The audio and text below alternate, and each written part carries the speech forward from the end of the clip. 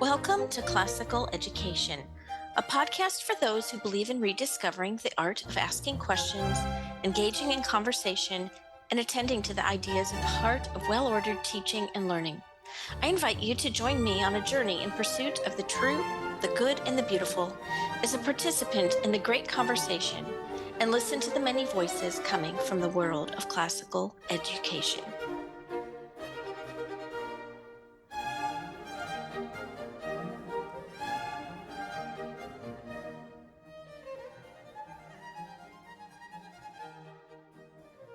Most of my listeners know that I am very excited to help them understand how Charlotte Mason fits into the classical tradition of education. So I have with me today somebody who I think is an expert on this topic, Dr. Patrick Egan. He is the academic dean of Clapham School, and I have been following their blog posts, their newsletters, The Educational Renaissance, for several years. Dr. Egan, welcome to the show. Thank you, Adrian. It's so good to be with you. Yeah. So tell us about the history of your school and how you guys have come about bringing Charlotte Mason into your program. Yeah. So Clapham School was started, I want to say 2004, 2005, somewhere in that time frame. From its inception, there has been some amount of Charlotte Mason influence. The Clapham name comes from the Clapham Saints. So Clapham is a borough of South London. And the founders of the school lived in that area for a span of time and cherished that name because of its connection to figures like Wilberforce, who were so instrumental in the abolition movement in Britain. And there were quite a few figures surrounding Wilberforce doing things not just in the political movement against abolition, but also in Christian mission and educational reform in Britain, in prison reform in Britain. So it was a movement that really wanted to connect the heart of Christianity, of evangelical Christianity, to being the hands and feet of Christ in Britain at that time. I mean, when you think about it, at the height of the British Empire, these people were a force for so many Christian ministries of different kinds, and really creative in their implementation of that. So the Clapham name came over here from that, and that speaks a bit to one of the schools we were modeled after, and that's the Wilberforce School in Princeton, New Jersey, which is also one of these hybrid classical Charlotte Mason schools. And there were a number of other schools at that point that Clapham was consciously modeling itself after. So from its inception, we did have that Charlotte Mason influence. When I joined in 2009, we more consciously connected or plugged into Charlotte Mason by joining the Ambleside International Schools movement. And Bill and Mary Ellen St. Cyr, who are founders of that school movement, came on site, did training with us.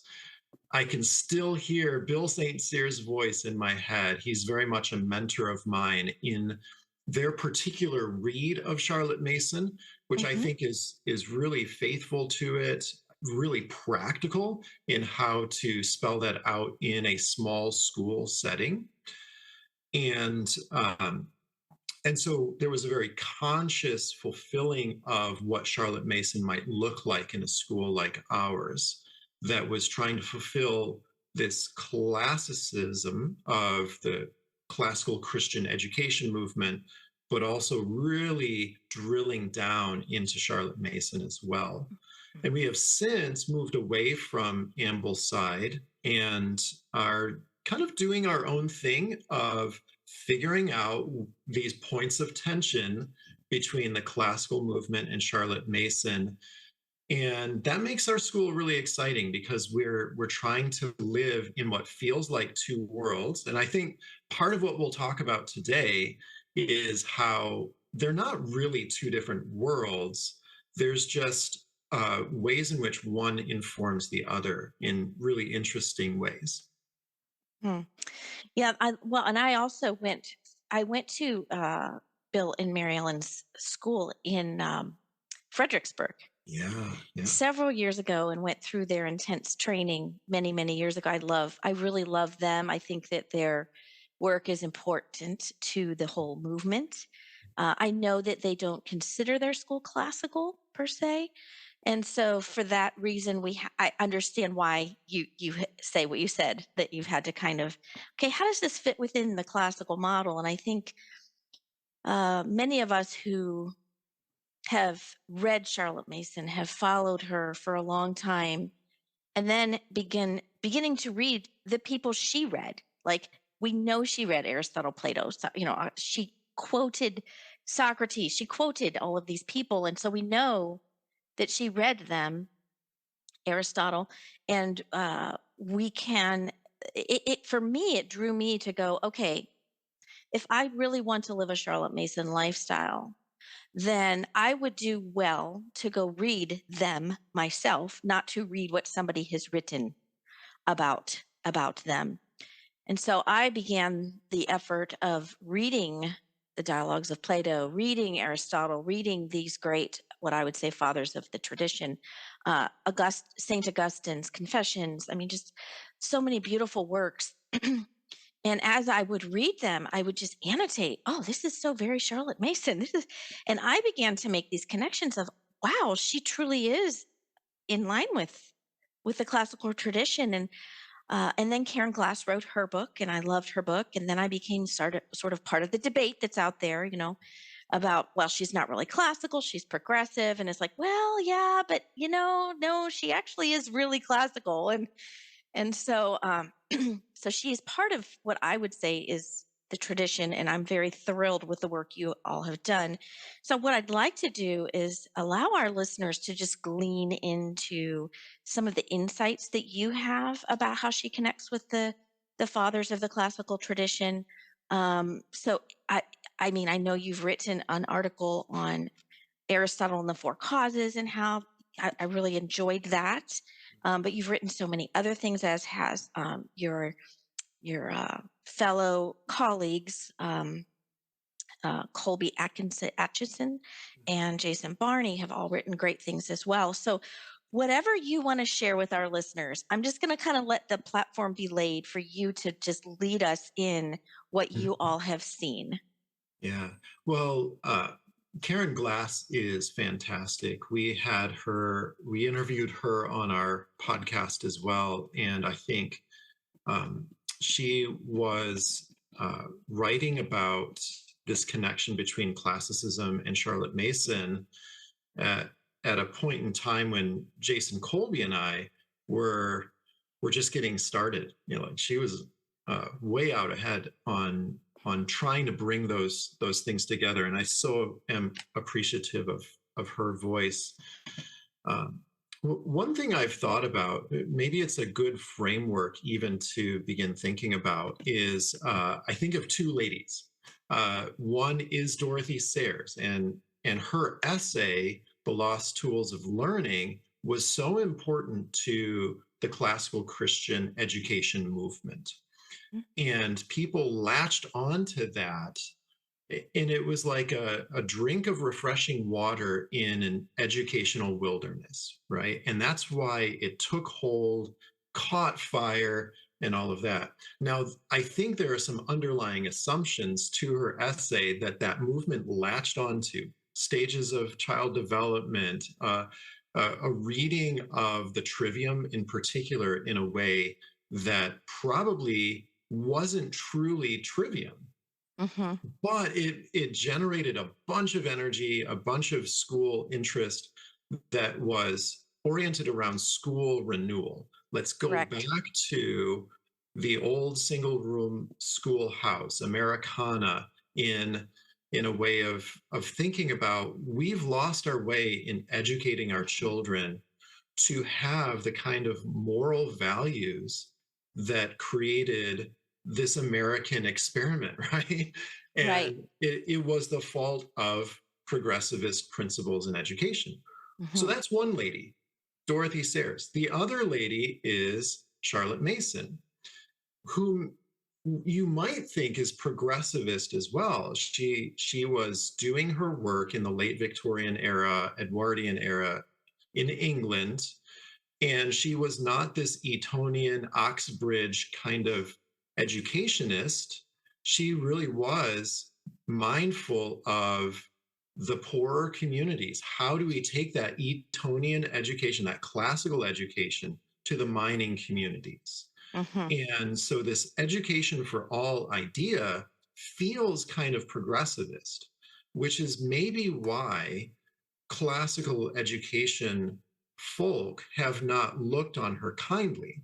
But there's this undercurrent in her work of classicism. It's an assumption of the great books tradition and the Right. principles of that medieval model of education that doesn't have to be for the aristocratic class, but for all people.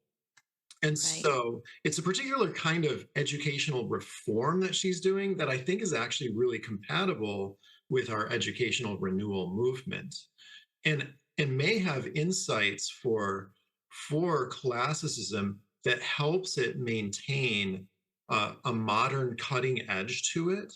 So how do we as classicists grab Plato, Aristotle, Dante, Shakespeare, Jane Austen, but also remain conversant with the new economy, with changes in technology? How do we incorporate the internet Right. into the classroom? So Clapham is a very intentionally low-tech school, but we're very mindful of ways in which we actually need to train our students in how to responsibly utilize the tools, the digital tools of learning for today. And so if I can't word process or create a PowerPoint presentation, that's part of modern rhetoric, isn't it? It's And true. and Yeah. I've actually found that Charlotte Mason was working towards a synthesis well ahead of her time that can Mhm. be valuable for us to think through to, in some ways, modernize all of these principles we've gained from classical education. So these two ladies, Dorothy Sayers, Charlotte Mason, and obviously you can branch out from them. I've actually found C.S. Lewis' Abolition of Man to be a really powerful augment to what Dorothy Sayers was doing. Same generation, very same kind of mindset, but maybe a fuller expression of what she was trying to do in that essay. Hmm. Hmm. Yeah. So I would like our listeners to hear from you a little bit more details about what connections you see Mhm. to Charlotte Mason and the tradition. And let's get into pedagogy too with that as well. Yeah. Yeah. And I'll begin with a slight critique of classical education. So oftentimes what is expressed from what I would might call more pure classical Christian educational people is that it is a method and that it has a pedagogy about it. And it's been hard for me to find the the central pedagogical principles. So oftentimes there are methods. We might use Socratic dialogue, we might use mimesis or memorization or lecture as tools in the classroom. But what I often find lacking is a really coherent anthropology and understanding of the child and the personhood of the child and an understanding of epistemology. So, how do we learn in such a way that it's not just like I have an encounter with the true, good, and beautiful, but that it transforms me? And you really need some form of pedagogy to have that transformative effect in what you are encountering. So you can imagine a student going up to a great work of art, turning away from that beautiful work of art and saying, been there, done that. And it Mm-hmm. not having that deep, penetrative, transformative effect in that child. And I think that's what Charlotte Mason brings to the table is a really sophisticated anthropology. So viewing children as whole persons and all that that means in terms of imago Dei and fallenness and the capacity, the full capacity. So it's not like we're waiting for that child to be a grown up in order to show them respect. Like they are Right. so full of not only potential, but actualization as very young children. All the tools are there. Um, and then also a really sophisticated epistemology. She was working on this mind brain duality in her writings very early on. She understood aspects of neurology and child development um, almost ahead of her time. And Sure. Yeah. so I think she brings to the table certain things that classicism just lacked. Um, and uh, and perhaps bringing her in helps us to actually more fully realize what is our value proposition in classical Christian education, which is that formative component of what we're trying to do. Mm-hmm. Mm-hmm. Yeah, I like that you brought up the mind-brain connection. Would you be willing to elaborate on that a little bit? What she says about that? Sure. Yeah, Yeah. absolutely. Well, you have this idea of neuroplasticity, and that's that the brain we have today is not the brain we will have tomorrow, that it's constantly changing. And it will change in whatever direction it will. Like it's going to change no matter what.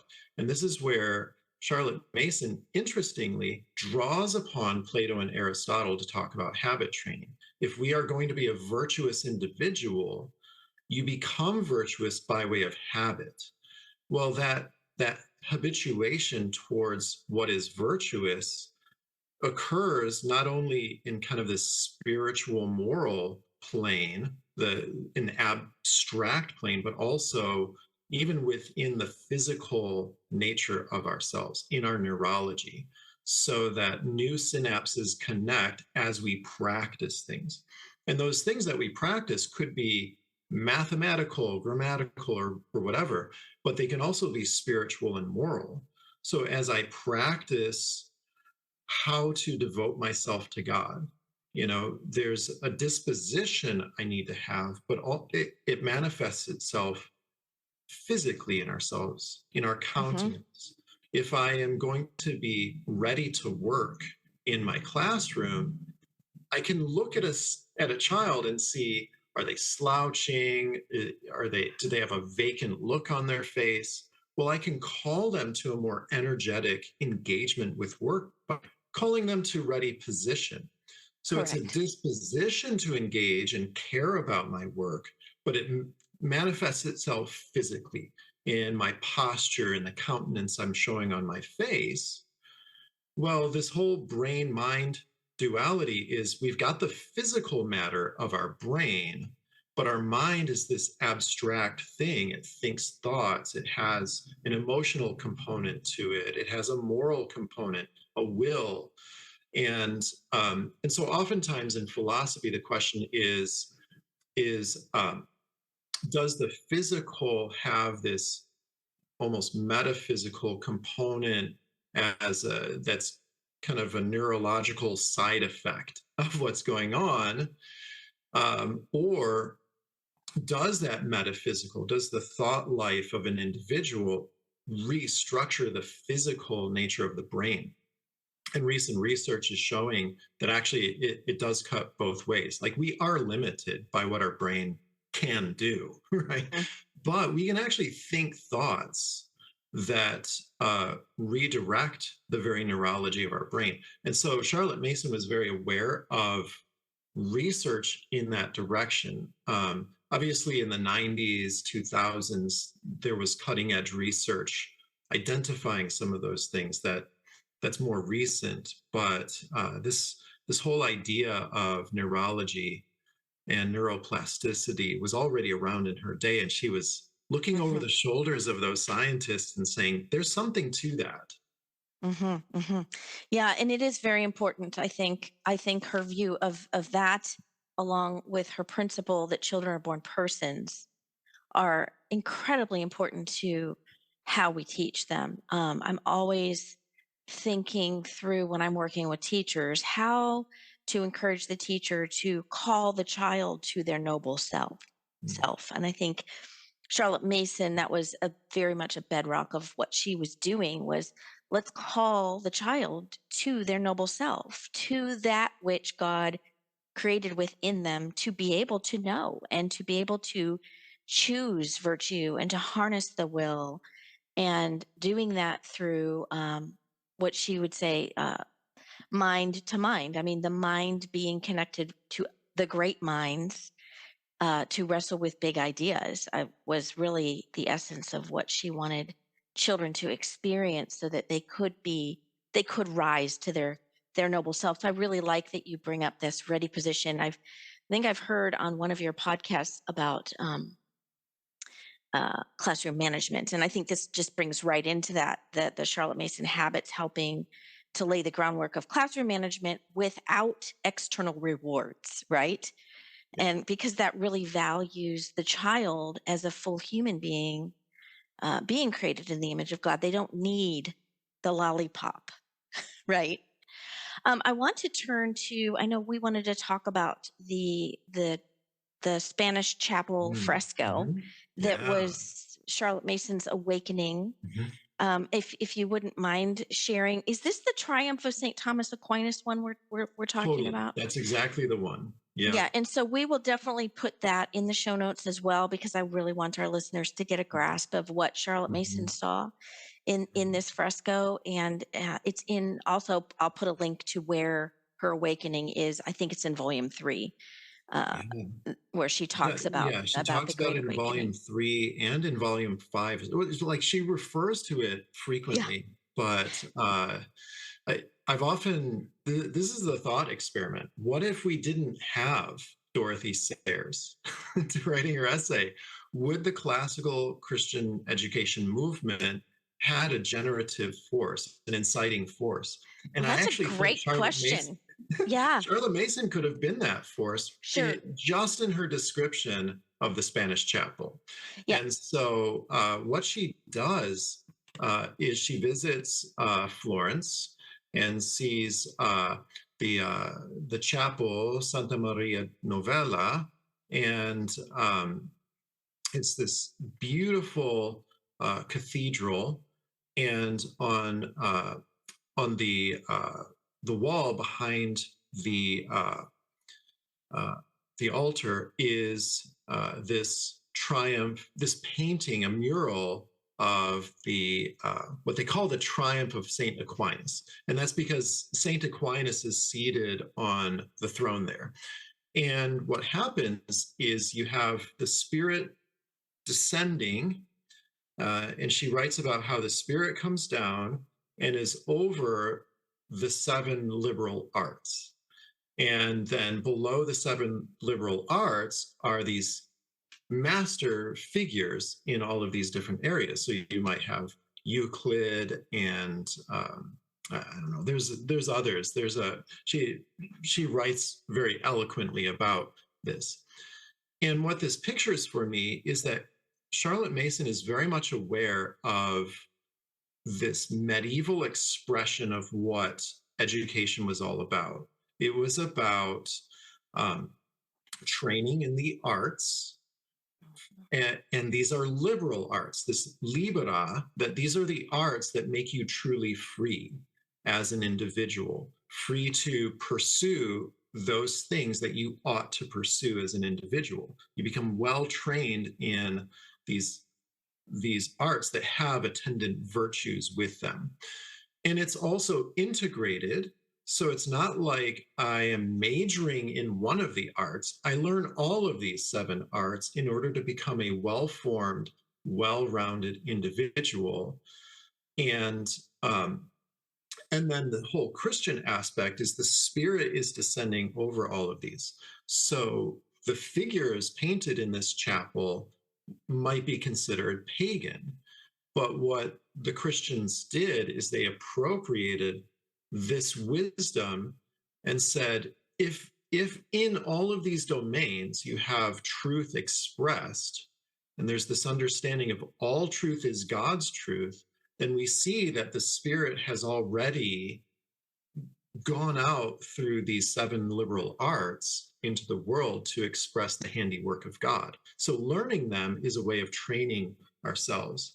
So it's a beautiful expression through Charlotte Mason of what is fundamentally classical, those 7 Mhm. liberal arts, the trivium and the quadrivium. And I think as you read Charlotte Mason, classicists will read her, and there will be some places where they'll feel a little out of their, just stretched because of some of her language and in orientation to Britain in the time of Victoria and all of that. That's Mhm. fine. Like it's part of the lovely nature of reading her. But you'll see throughout that she is a great books advocate. And that's Mhm. one of the core values of the classical education is a reappropriation of that which was lost. I always think of it as the ring of power. We lost it, and we shouldn't have lost it. And now we're recovering Plato, we're recovering Shakespeare, and bringing them back into the curriculum. So she was very mindful of that. She actually talks a lot about Latin as well Mhm. throughout all of her volumes. There's a place for Latin in her curriculum alongside English and French, and sometimes German as well. Mhm. I think Um, Italian as well. She yeah, yeah. yeah. So she also speaks about logic. So there's an understanding that there is a background structure in what she's talking about of that grammar, logic, rhetoric sequence Mhm. in primary and secondary education. So she doesn't spell it out like we might find it in say, what is it, The Well-Trained Mind, where it's very much, here's how you do the grammar stage, here's how you do the logic stage, and here's how you do the rhetoric stage. But you can see that it's a fundamental assumption of Charlotte Mason, this this kind of classical schooling. She mentions, let's start teaching Latin for children who are 8 or 9. That Mhm. sounds like a classical school to me. Yeah. Um, and she even talks about rhetoric in her philosophy of education book as well. So, so yeah, starting with the Spanish chapel and everything that she expresses there, I think we could have still had the classical education movement today just from what Charlotte Mason talks about. Right, and the explosion of her yeah, it's true. I think you may be right there. I had never thought of that. And I am not, I'm sure you're not either, a fan of following the Dorothy Sayers stages and Right, stages right. model. It's not. Mhm. It's really actually not compatible with Charlotte Mason, in my opinion, in the way in which the trivium actually operates and what it really is. And I'll be having more episodes about that. And my listeners know kind of how I feel about that. But back to the fresco a little bit here.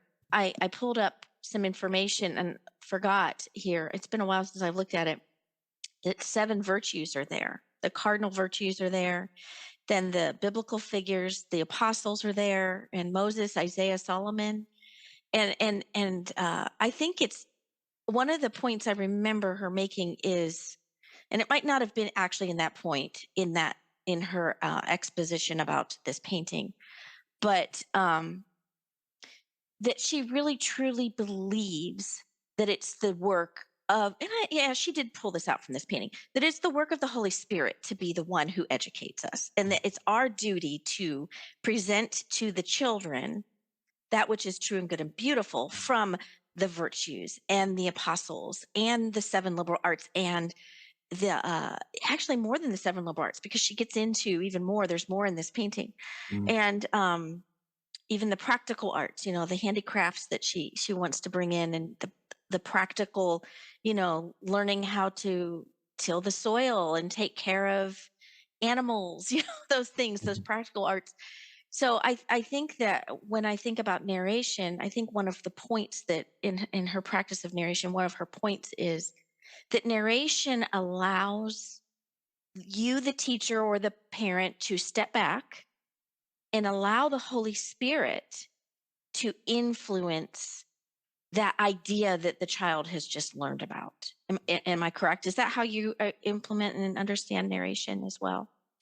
Yes, I understand narration to be an act of assimilation of knowledge. So I read or listen to the text, and it's an act of attention when I'm reading or listening. And then the very next movement is, as it's lingering kind of in my mind, I'm re-expressing it. So it's not an act of memorization. So I'm Okay. not going for word perfect. It's going to have words from that, very specific and detailed words. So oftentimes, as an educator, as a teacher in the classroom, I'm listening for words, I'm listening for details. The sequence is really important. Have I understood the flow of, say, the argument or the narrative? Hmm. But it's an act of taking it into myself. So I've heard, processed, and now brought it out of myself. And that assimilation isn't yet even working with that knowledge, it's just getting it in there. Hmm. So, yeah, I very much see narration as a key process in the inception of learning. Yeah, right. One of the things that I've realized about narration too that I think is important for teachers to understand is that as the child is putting it into their own words, and as they have been narrating for many years and having many connections from grade to grade, book to book, idea to idea, right? That as they become mature and advance in the ability to narrate, that it's okay for the student to bring in some of those ideas and connections that they are making as they're narrating, like, oh, and this part reminded me of this other. And actually, in fact, that's what we want to see happening when students are narrating and advancing in it. And so to me, I guess I see that as sort of that the work of the Holy Spirit, that what that child needs is that connection. It's also why she's a proponent of the great books, is, like in nutrition, you could eat lots of different foods, but being able to be distinguishing between those that have higher uh, nutrients, nutrient density is better. So that's why it's better to have a steak and potatoes meal than just candy corn all the time. And so being really discerning about the books we place in front of our students, it's nutrient dense reading that we're doing, Mhm. and the nutrients are going to fortify not only our intellect but also our soul, the moral direction we have, and that, yeah, what we're narrating, what we're assimilating, are things that can give us guidance in life. And just notice how different that is from what I hear to be the proposition of modern secular education. Is the proposition is, come unto us and we will teach you how to get a job and to work that job, but we're not claiming to give you any direction at life. Mhm. um, versus an education that is saying, we're going to fortify you for life. The job will take care of itself if you are an individual properly directed towards living the best life possible. Mhm. And I just think it puts properly that well ordered life. So Right. so yeah, the pabulum, I think, is what she calls it, the food of the mind. Right. I'm thinking about this and wondering, one of I know there's a lot of misconceptions of Charlotte Mason, and I'm Mm. I'm just curious if you have wrestled with any parents or teachers who will come and think that Charlotte Mason is just another version or type of Montessori, right? Mhm. And I know there are some overlaps, but there's also some huge differences. Do you feel like you could talk to that a little bit? Yeah, definitely.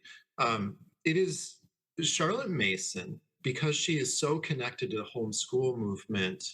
There's a wide range of people who are reading her, and it's great to have so many different people reading her. So you've got unschoolers who are reading Charlotte Mason because she wants children out in nature.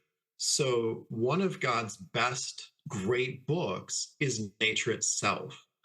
And so the unschooling movement says, oh, I love that. Let's get our kids outside, low structure, we'll learn from nature. And maybe what they're missing is a lot of the structures she puts in there, all of the content that you need to learn throughout the curriculum. Um, there are others who are reading her that feel like traditional schooling is potentially oppressive, and and so they really lean into Charlotte Mason's education for all, and so it's this anti-oppressionist kind of uh, take on it, which may be so if you're oriented towards activism and my children are going to be activists, we're reading Charlotte Mason in order to change the world, just like she did. So there's a lot of different ways to read them that are actually quite productive and extracting a really important aspect of Charlotte Mason. But I think classicists can do this as well, and read the ways in which it informs the classical tradition. And there's a caution in there that we not just read her with our own eyes to kind of reify our own perspectives, but to truly be challenged by her to to make sure that we're providing the best education possible by being thoughtful, humble readers of the text. So yes, there are a lot of different perspectives. So we do nature study. We want our kids to be outdoors and Hmm. experience all four seasons, and to play with twigs and bugs.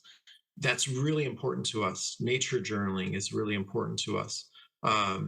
And we, because of Charlotte Mason, and my hope is all classical education schools have the same value, but that the arts, both the visual and the performing arts, are core to what we're doing.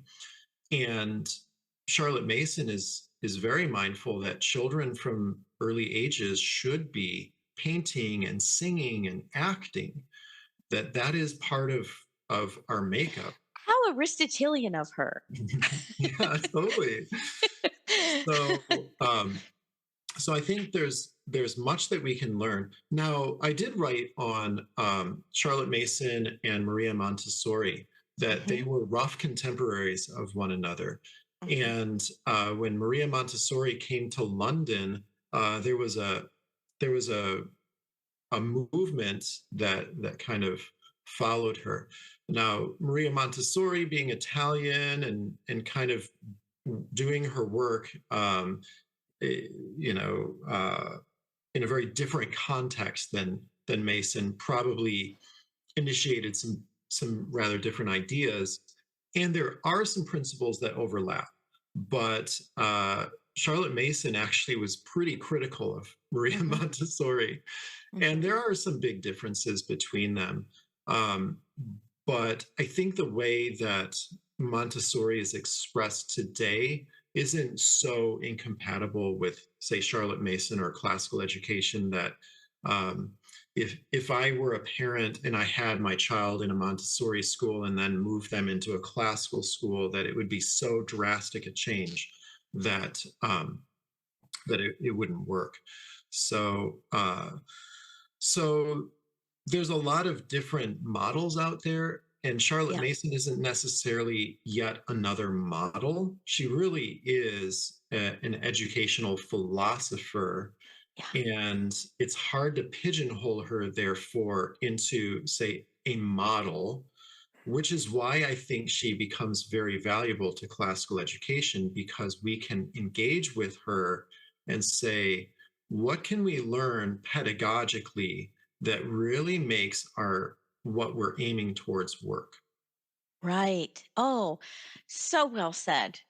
I'm so happy that you said that she's not necessarily her own model. I think that's really important to make that distinction.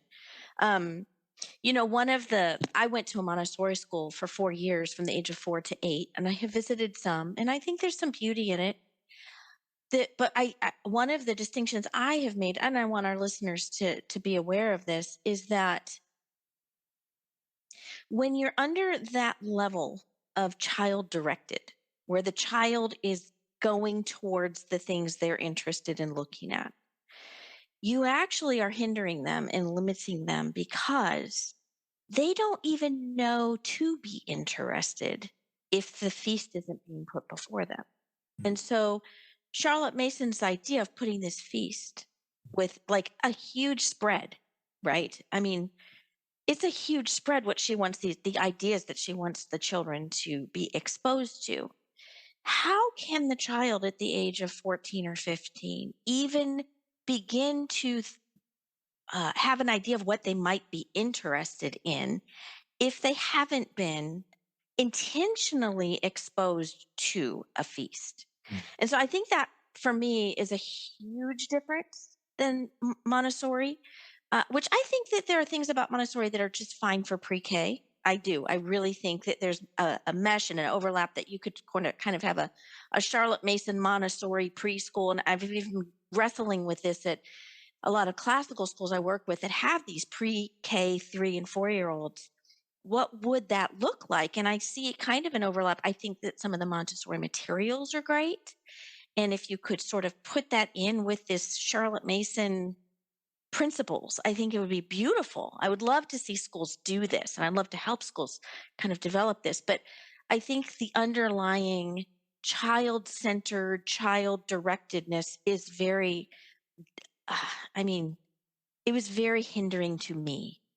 It was very, very hindering to me as a person. And I think that as I recognized when I was about 6 and 7 how much I was missing and that I wasn't getting, that I was hungry for, that I was being kept from intentionally because I wasn't matching all the check mark benches that the Montessori educators thought I needed to have before I was allowed to move to the next level of Montessori.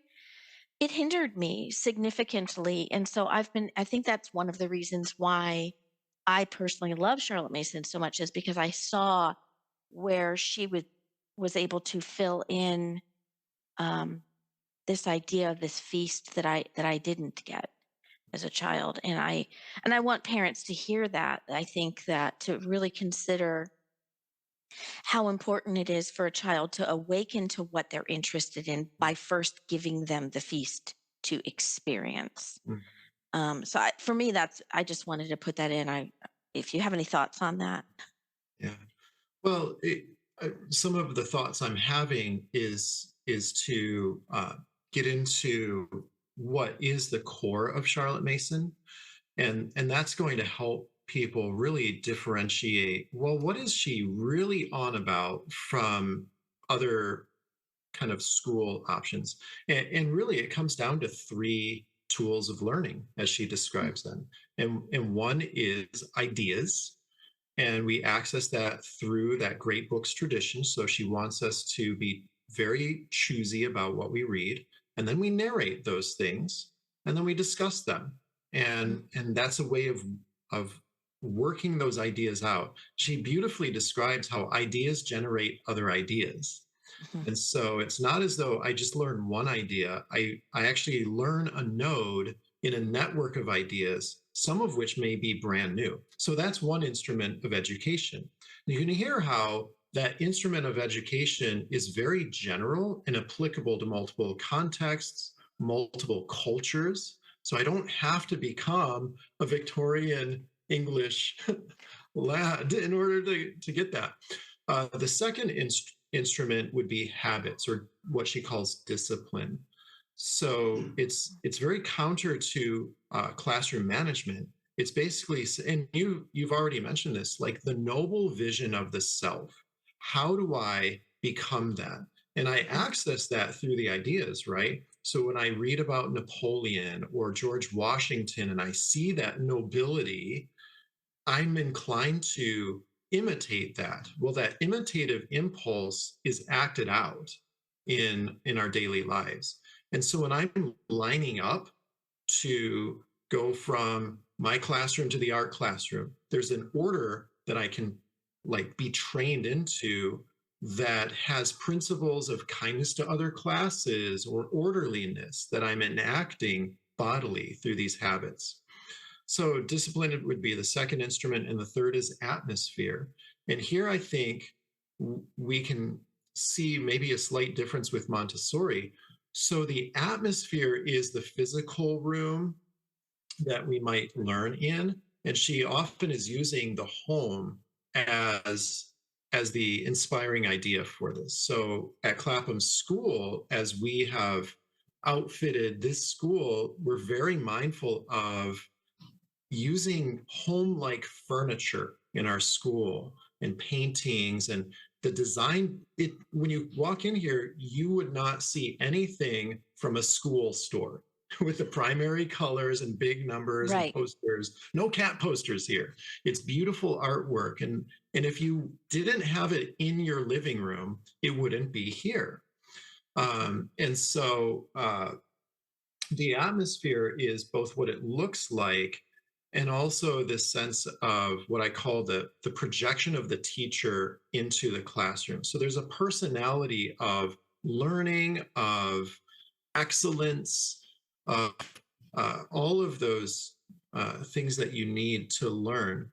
So with all of these tools of learning that she talks about, or these instruments of education, you can see how it really is a philosophy that can modulate to a bunch of different contexts. And she'll spell it out in very specific ways, and you can follow those ways, even quite rigorously, to do Charlotte Mason education today. But when you go back to those three basics, you find that what Charlotte Mason is all about is really fundamentally sound. Mm-hmm, mm-hmm. Well, I really have enjoyed this conversation. I think it's going to help a lot of our podcast listeners. I'm excited about a focused Charlotte Mason conversation. And I did not prep you for this, so I apologize. I like to close out my podcast asking if there is a book you wish you had read sooner in your life or a favorite quote. Do you have anything off the top of your head? Well, I definitely wish I would have read Charlotte Mason sooner. Mhm. So I had already begun a career in education by that point, being a lecturer at seminaries, and um, and then learning her transformed my life as a parent and as a teacher. So I definitely wish I would have read that. And I highly recommend her sixth volume. So it's Yeah. very rare that you would begin with the last thing somebody wrote, but her sixth volume, A Philosophy on Education, is quite sound. I also wish I would have read sooner C.S. Lewis, The Abolition of Man. That's been something I've been reading through lately and thinking there's so much um, to extract from that. So uh, yeah, I wish I had read those. Yeah. Yeah. Volume 6, Charlotte Mason is the same answer that I gave when somebody asked me that question. That is the book that I wished I had read sooner, but thankful that I did read it and that I got it. It changed my life as well. So, well, Dr. Egan, thank you so much. This has been a Absolutely. great joy, and I probably will want to have you back on again or one of your Excellent. colleagues. Well, let's do that. Okay. Thank you. Thank you for listening. You can get involved in a few ways. There's a Facebook page where we actively discuss the ideas around classical education. You can find us on Facebook at facebook.com/groups/classical education. And if you want to help offset our production costs, you can support the podcast financially by going to www.classicaleducationpodcast.com/support. As the great artist and educator John Ruskin once said, "Well, my friends, the final result of the education I want you to give your children will be in a few words this: they will know what it is to see the sky, they will know what it is to breathe it, and they will know best of all what it is to behave under it as in the presence of a Father who is in heaven."